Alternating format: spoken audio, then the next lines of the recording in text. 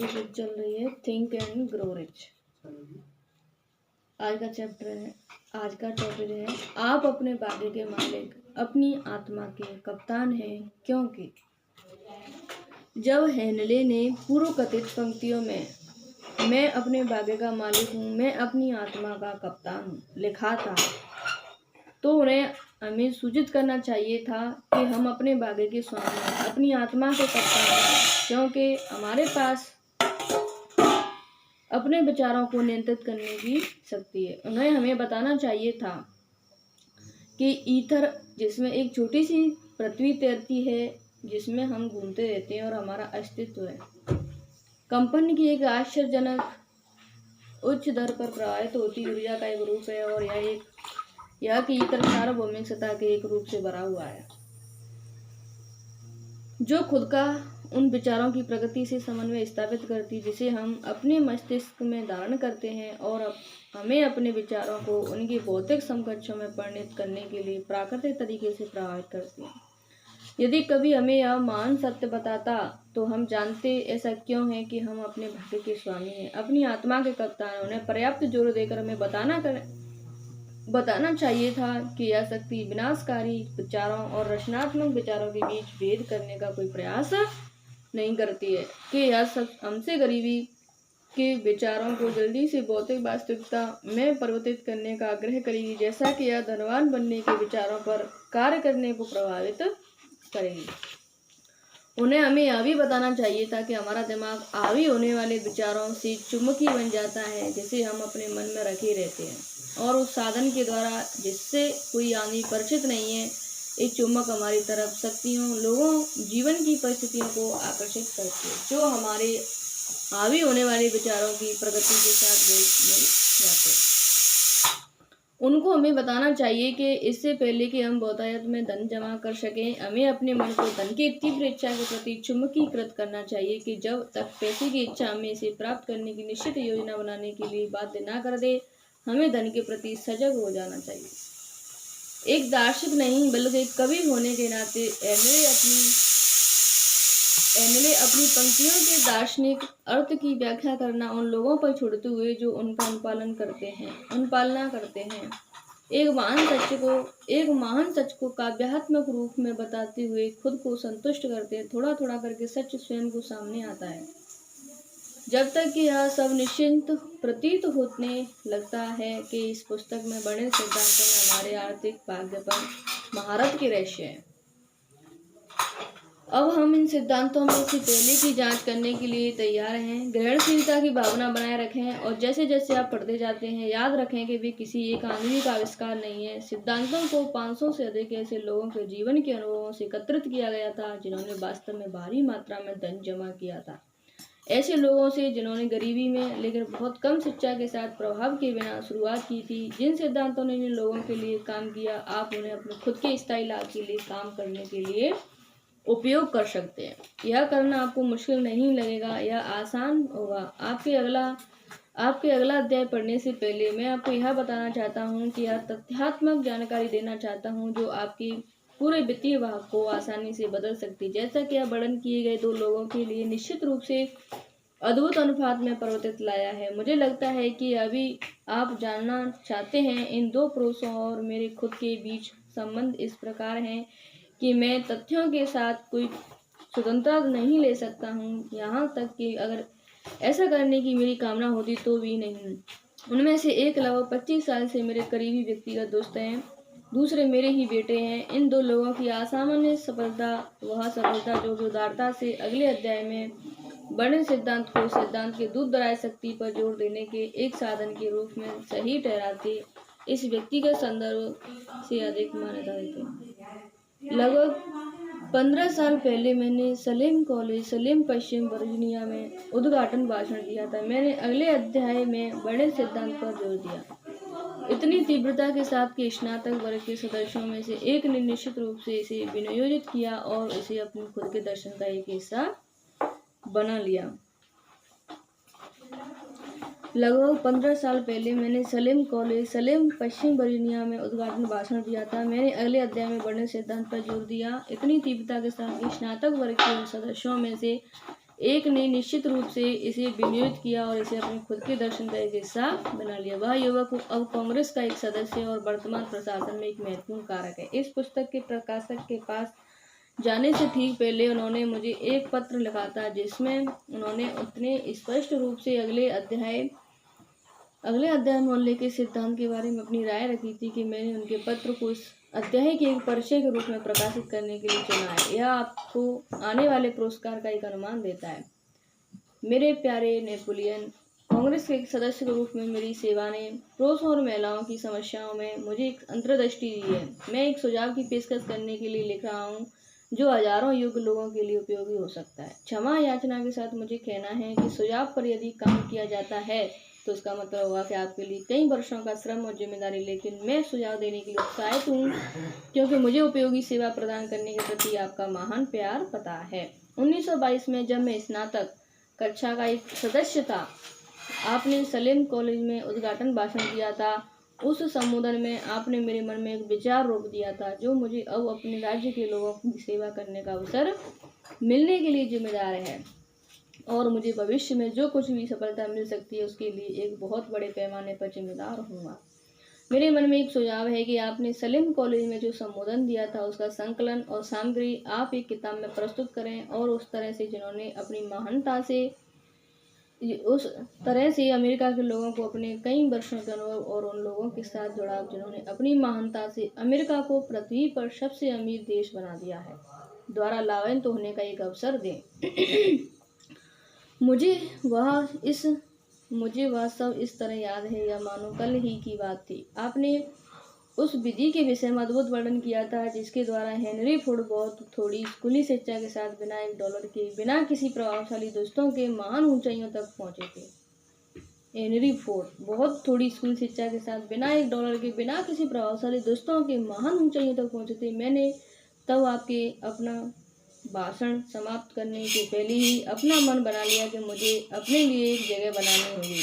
इससे कोई फर्क नहीं पड़ता कि इस जीत में कितनी कठिनाइयों का सामना करना पड़ता है। इस साल और अगले वर्षों के भीतर हजारों युवा लोगों की स्कूली शिक्षा पूरी हो जाएगी। उनमें से हर एक इस तरह के व्यवहारिक प्रोत्साहन के एक संदेश की मांग करेगा जैसा कि मैंने आपसे प्राप्त किया था। वे जानना चाहते होंगे कि जीवन में शुरुआत करने के लिए किधर मुड़ना है, क्या करना है। आप उन्हें बता सकते हैं क्योंकि आपने कई लोगों की इतनी सारी समस्याओं का समाधान करने में मदद की।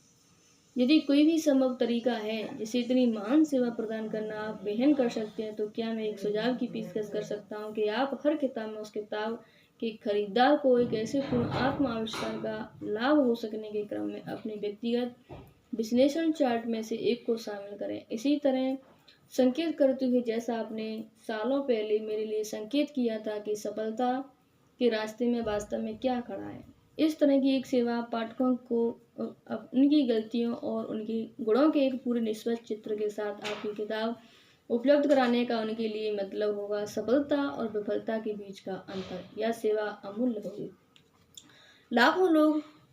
लाखों लोग इस समय निराशा के कारण एक वापसी के मंचन की समस्या में से 2-4 हो रहे हैं और मैं अपने निजी अनुभव से कहता हूँ, जब मैं कहता हूँ मैं जानता हूँ, ये मेहनती लोग आपको अपनी समस्या बताने के अवसर और समाधान के लिए आपके सुझावों का स्वागत करेंगे। आप उन लोगों की समस्याओं को जानते हैं जिन्हें सब कुछ फिर से शुरुआत करने की आवश्यकता का सामना करना पड़ता है। अमेरिका में आज ऐसे हजारों लोग हैं जो जानना चाहते हैं कि मैं अवधारणाओं को पैसे में कैसे बदल सकता हूँ। जिन लोगों को शून्य से वित्त के बिना शुरुआत करनी है और अपने घाटे को संभालना है, यदि कोई उनकी मदद कर सकता है तो आप कर सकते हैं। यदि आप पुस्तक प्रकाशित करते हैं, प्रेस से आई हुई आप द्वारा व्यक्तिगत रूप से हस्ताक्षरित पहली प्रति में खुद प्राप्त करना चाहता हूँ।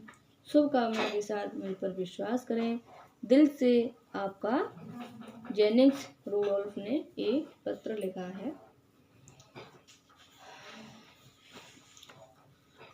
दूसरा चैप्टर है इच्छा। सभी उपलब्धियों का प्रारंभिक बिंदु है इच्छा, धनवान होने की तरफ पहला कदम। जब एडविन सी बर्न्स 30 से अधिक साल पहले ऑरेंज न्यू जर्सी में मालगाड़ी से नीचे उतरे, भले ही वे एक भिखमंगे के समान दिखाई देते हो सकते, दिखाई देते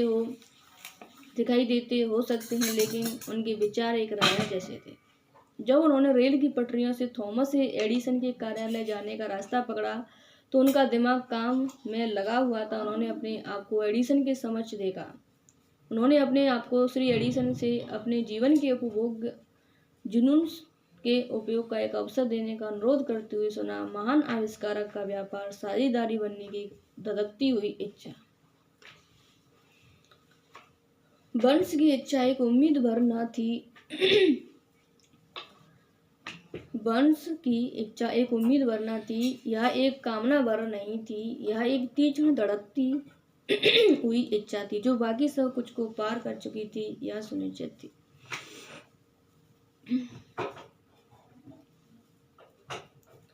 जब उन्होंने एडिसन का दरवाजा खटखटाया तो यह इच्छा नई नहीं थी, यह बर्न्स पर एक लंबे समय से हावी इच्छा थी।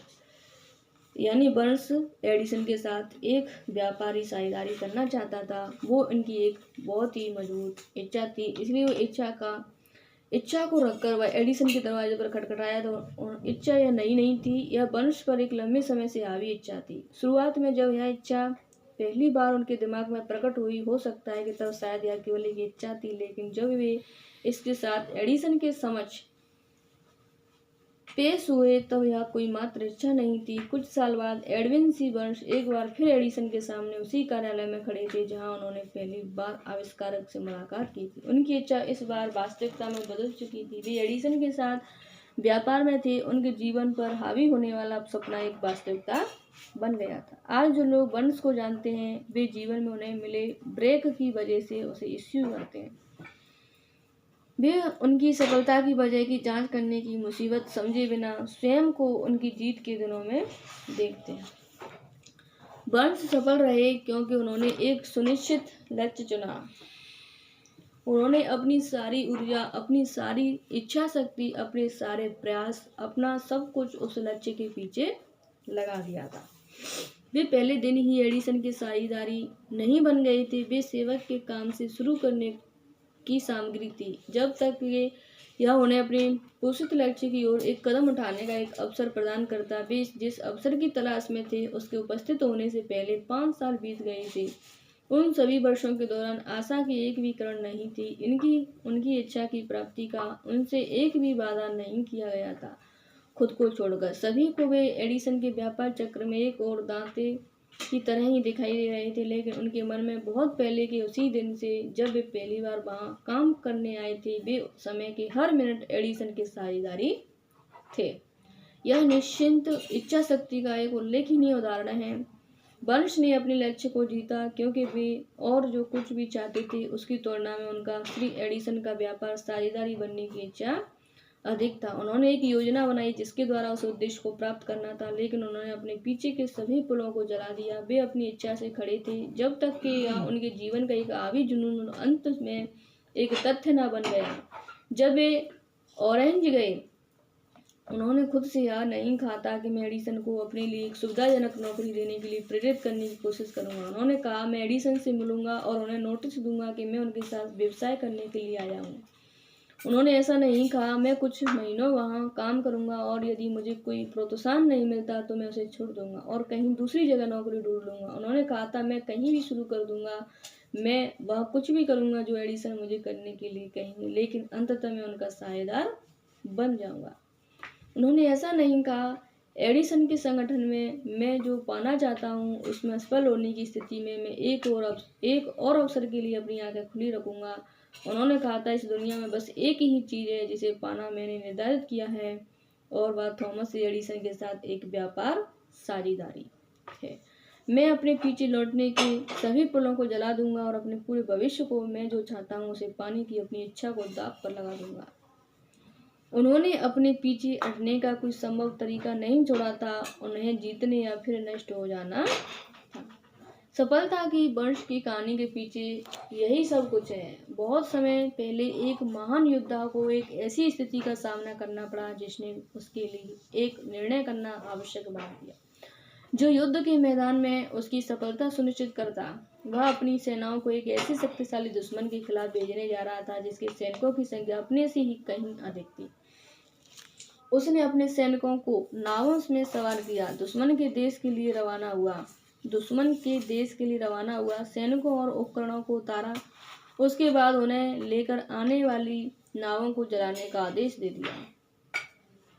यानी सैनिकों और उपकरणों को उतारा, उसके बाद उन्हें लेकर आने वाली नावों को जलाने का आदेश दिया। पहली लड़ाई से पहले अपने सैनिकों को संबोधित करते हुए उसने कहा, आप नौकाओं से उठते हुए धुएं को देख रहे हैं। इसका मतलब है कि जब तक हम जीत नहीं जाते, हम इन तटों को जीवित रहते हुए नहीं छोड़ सकते। हमारे पास अब कोई विकल्प नहीं है। हम या तो जीतेंगे या हम नष्ट हो जाएंगे। और वे जीत गए। हर आदमी जो किसी भी उपक्रम में जीतता है अपने जहाजों को जलाने के लिए तैयार होता है और पीछे हटने की सभी स्रोतों को काट देता है। केवल ऐसा करके ही कोई मन की उस अवस्था को बनाए रखने के बारे में सुनिश्चित हो सकता है जिसे सफलता के लिए आवश्यक जीतने की एक जलती हुई इच्छा के रूप में जाना जाता है। शिकागो में एक बड़ी आग लगने के बाद की सुबह व्यापारियों का एक समूह अपनी दुकानों से उठते हुए धुएं को देखते हुए स्ट्रीट पर खड़ा था। वे यह तय करने के लिए कि क्या पुनर्निर्माण करने की कोशिश करेंगे या शिकागो छोड़ देंगे और देश के एक और अधिक आशाजनक हिस्से में शुरुआत करेंगे। वे एक सम्मेलन में गए। एक को छोड़कर वे सभी शिकागो छोड़ने के निर्णय पर पहुंच गए। वह व्यापारी जिसने वहीं रहने और पुनर्निर्माण करने का फैसला किया था, अपनी दुकान के अवशेष की तरफ उंगली से इशारा की और कहा, सज्जनों, उस स्थान पर मैं दुनिया की सबसे बड़ी दुकान का निर्माण करूंगा।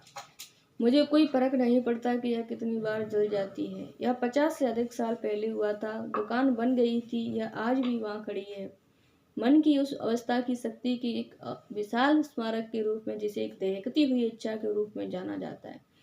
मार्शल फील्ड के लिए करने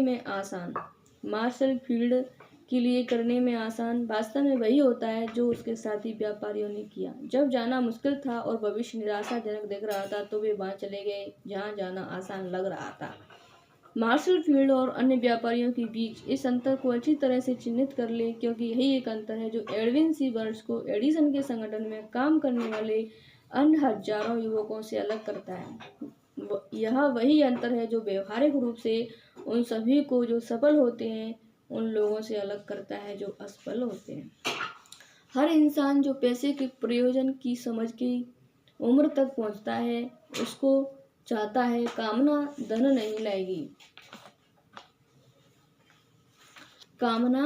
नहीं लाएगी बल्कि मन की एक अवस्था के साथ धन की कामना जब तक जुनून बन जाती है तब निश्चित तरीके की योजना बनाना और धन प्राप्त करने के साधन और उन योजनाओं का ऐसी दृढ़ता के साथ समर्थन जो विफलता को नहीं पहचानता धन लाएगा।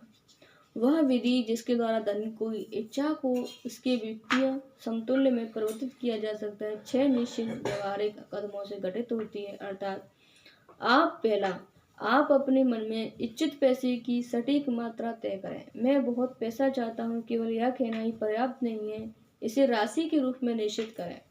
निश्चितता का एक मनोवैज्ञानिक कारण है जो बाद में एक अध्याय में वर्णित किया जाएगा।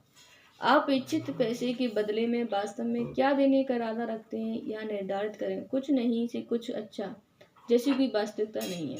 तीसरा, एक निश्चित तारीख निर्धारित करें जब आप इच्छित पैसे पाने का इरादा रखते हैं। चौथा, अपनी इच्छा क्रियान्वित करने की एक निश्चित योजना बनाएं और एक बार में शुरू कर दें, चाहे आप इस योजना को कार्यवाही में डाल देने को तैयार हो या नहीं। पांचवा, आप पैसे की जो राशि प्राप्त करना चाहते हैं उसका एक संक्षिप्त बयान स्पष्ट रूप से लिखें। इसके अधिग्रहण की समय सीमा को नाम दें। पैसे के बदले